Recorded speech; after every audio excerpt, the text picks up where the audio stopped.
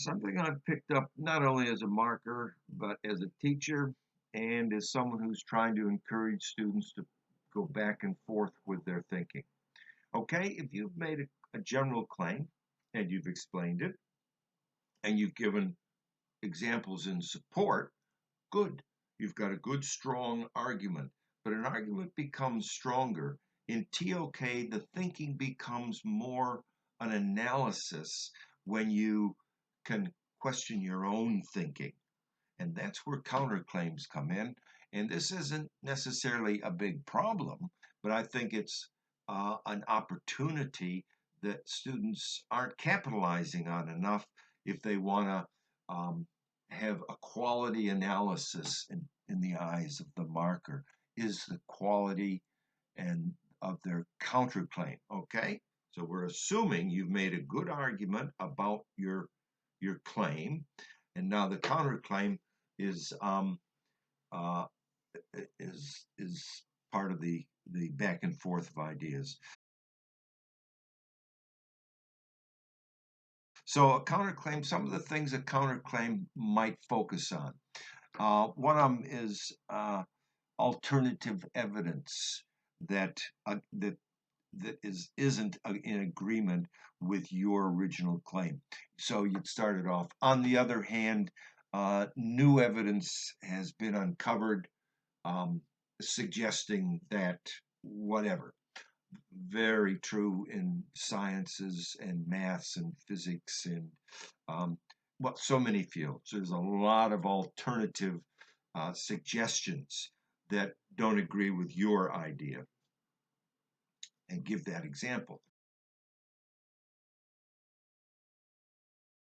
Another thing that a counterclaim might point out is a problem with your evidence that you gave in support of your generalization, in support of your original argument.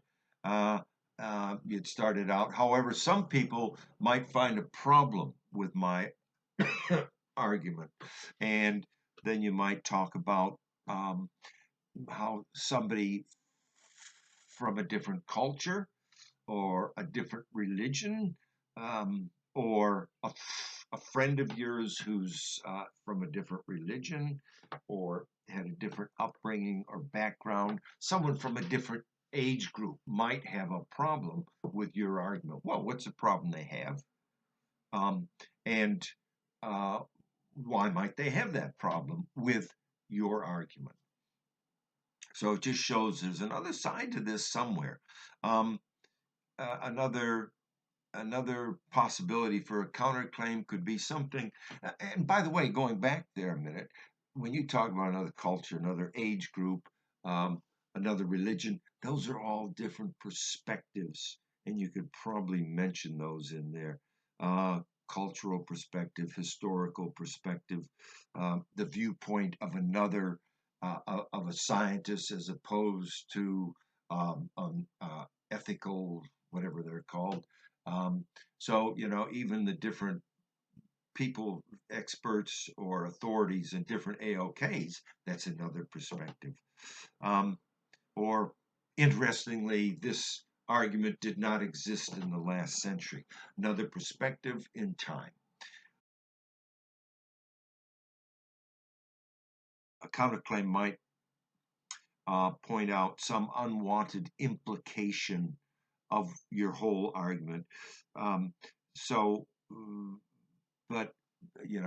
for example, my argument could lead to some tragic consequences if everyone believed or followed what I've said. So that's saying, hey, what I say is good for this context, but maybe if we all did it, it might not be the best look for society or for history or for a certain group, okay? You might even point out some questionable assumptions that you've made in your paragraph or your section of the paragraph about your claim. So Nevertheless, my argument is based on my viewpoint as a Christian, or as a Hindu, or as a young person, or as an IB student, whatever, or someone from a specific country or culture. Okay, again, perspective. On counterclaims, if you really want to be a gun, if you really want to impress the marker, if you really want to look sophisticated, and there is a criteria about sophisticated argument, respond to your own counterclaim. Counter your counter. But don't make that the biggest part of your essay. It's a sentence or two that counters your counterclaim and says, in effect, to the reader, it says, hey, I have an idea, I have an argument. Well, I know there's something that could be questioned about it, but in the end, I've got the stronger argument. My idea is the best. And so it's claim, counterclaim, counter the counterclaim. So some of these counterclaims um,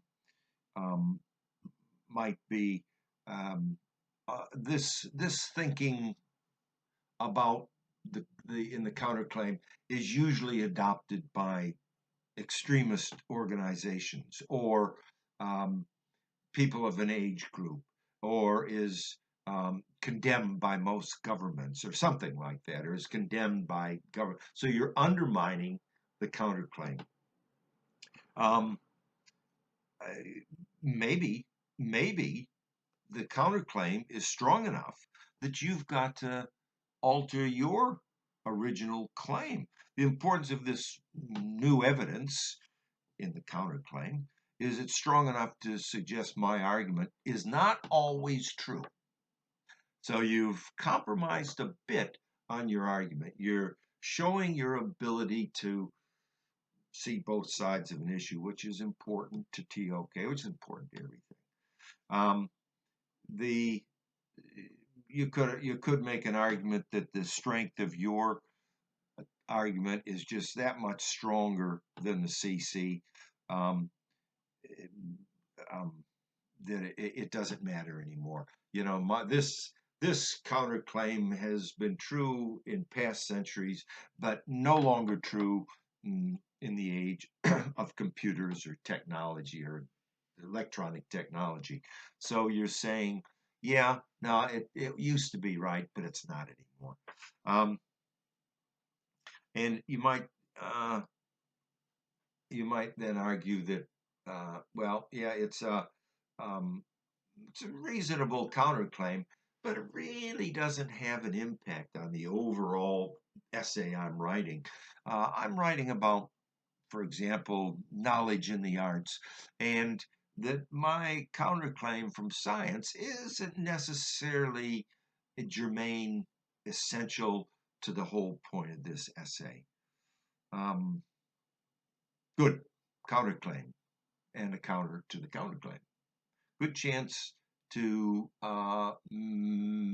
make a very strong argument that you're a subtle, sophisticated thinker. You can see both sides of things. Mark of a good mind.